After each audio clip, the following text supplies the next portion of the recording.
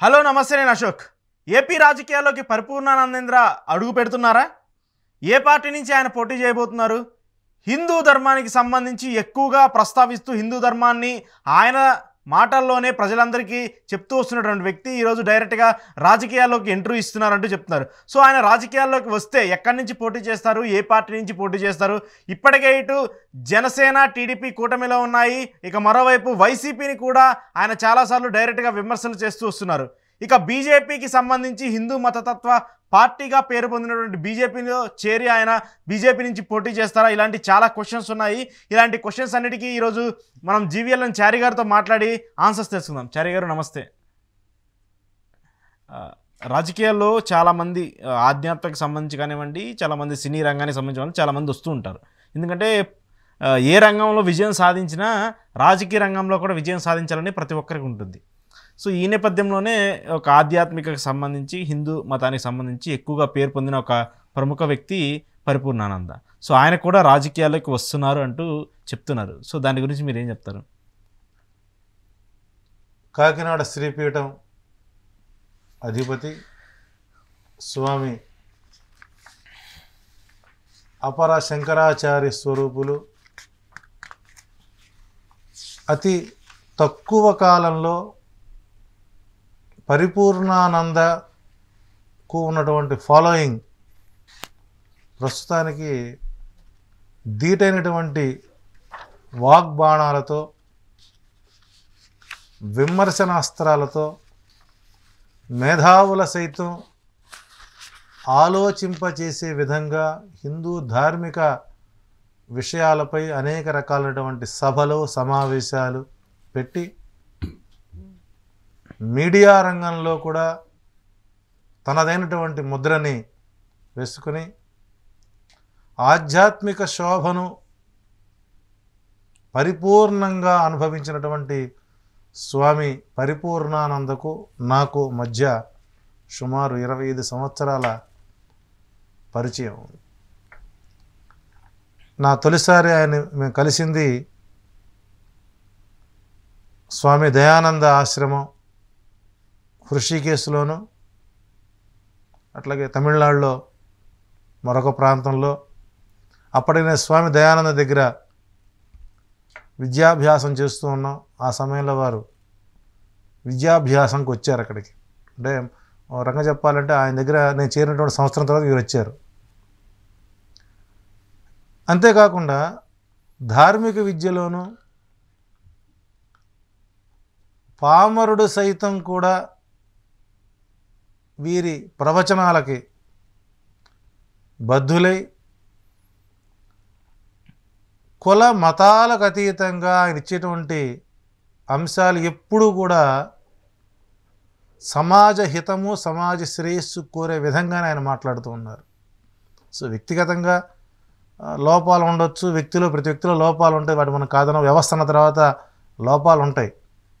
అయితే ఇక్కడ సన్యాసులకి, జ్యోతిష్యులకి రాజకీయాలు ఎందుకు అనేటువంటి వ్యక్తులు తెలుసుకోవాల్సిన అంశం వృత్తి వేరు, వ్యవస్థ వేరు.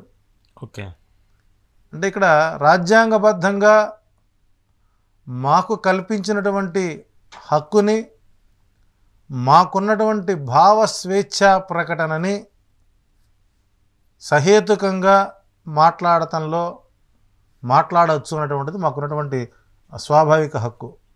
కాబట్టి పీఠాధిపతులు, మఠాధిపతులు, సన్యాసులు, యతులు వీరు రాజకీయాల్లోకి రాకూడదు అనేటువంటి ఎక్కడ లేదు. రావచ్చు. వారి యొక్క వృత్తిని, వారి యొక్క భావస్వేచ్ఛకి అడ్డంకి లేనంత వరకు ఎవరు ఏ రకమైన వ్యాఖ్యలు చేసినా ఇబ్బంది లేదు. అందుకే సద్విమర్శలను ఎప్పుడు కూడా మనం ఆహ్వానించాలి. సద్విమర్శలని తిరిగి వారికి సమాధానం చెప్పే స్థితిలో ఉండాలి. అటువంటి స్థాయిలో తెలంగాణ ప్రాంతంలో పరిపూర్ణానందకు బీజేపీలో ఆయన ప్రత్యక్షంగానే ఒక స్టార్ క్యాంపెయినర్గా ఆయన ప్రచారం చేసి కొన్ని వివాదాస్పదమైనటువంటి విషయాల్లోకి వారు మాట్లాడినట్లుగా చిత్రీకరిస్తూ ఇక్కడ నగర బహిష్కరణ కూడా ఆయన తెలంగాణ హైకోర్టు నుంచి ఫైట్ చేసి ఆ నగర బహిష్కరణ ఎత్తివేయించుకున్నటువంటి ఘన చరిత్ర ఉన్నటువంటి వ్యక్తి స్వామి పరిపూర్ణానంద. ఓకే. ఆయన అధికార వైసీపీ పార్టీపై తరచుగా అప్పుడప్పుడు ఆయన మూడొచ్చినప్పుడల్లా ఏదో ఒక విమర్శ చేస్తూ పబ్లిక్లో తాను ఒక అరుదైనటువంటి గుర్తింపును తెచ్చుకున్నారు. అందులో స్వామి పరిపూర్ణానంద ఒకరు, మరొక స్వామి మన విశాఖ శారదాపీఠం స్వరూపానంద. అంటే వీళ్ళు ఏ క్షణంలో ఎలా ఏం మాట్లాడతారు అనేటువంటిది కూడా కొంత అర్థం కానటువంటి పరిస్థితులు ఉన్న సమయంలో ఈ మధ్యకాలంలో కొంతకాలం పాటు పరిపూర్ణానంద స్వామి స్తబ్దుగా మార్మికంగా తాను ఎక్కడికి బయటకు రాకుండా ఎటువంటి పరిఘటనలు లేకుండా ప్రశాంతంగా ఉన్నటువంటి తరుణంలో ఈ మధ్య హిందూ ధర్మ ప్రచారంలో కాస్త తనములకలై కాకినాడలో ఒక పెద్ద మహాయాగాన్ని చేసి శ్రీపీఠంలో ఆధ్యాత్మిక కార్యక్రమాల్లో ఎక్కువ సమయాన్ని గడుపుతున్న సందర్భంలో 2018లో తెలంగాణ అసెంబ్లీ ఎన్నికల్లో ఆయన స్టార్ క్యాంపెయినర్గా ఉంటూ ఏరికోరి హోంమంత్రి అమిత్ షా చేత నియమించబడినటువంటి ఏకైక వ్యక్తి ఎవరు ఉన్నారంటే ఆయన స్వామి పరిపూర్ణానంద.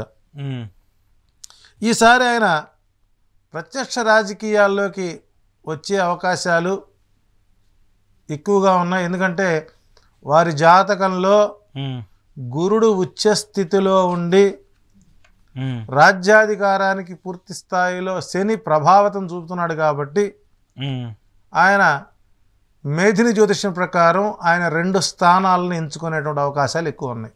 ఓకే. ఒకవేళ ఆ 2 సీట్లు కూడా ఆయన గ్రౌండ్ వర్క్ చేసుకుంటున్నారేమో అన్నటువంటి సందేహం కూడా నాకు కలుగుతూ ఉంది.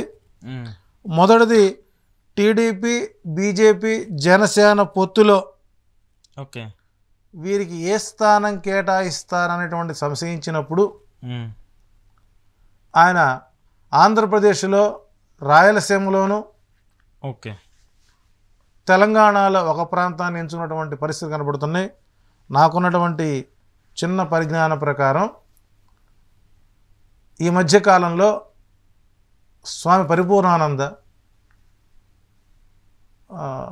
మన బాలకృష్ణ గారి తెలుగుదేశం కంచుకోట అయినటువంటి హిందూపురంలో ఆయన ప్రత్యక్ష రాజకీయంగా అంటే ఎమ్మెల్యేగా కానీ ఎంపీగా కానీ పోటీ చేయాలన్న ఆలోచనతో ఉన్నట్టుగా మనకు తెలుస్తూ ఉంది. ఒకవేళ అక్కడ ఉమ్మడి పొత్తు మీద కనుక హిందూపురం ఇవ్వని పక్షంలో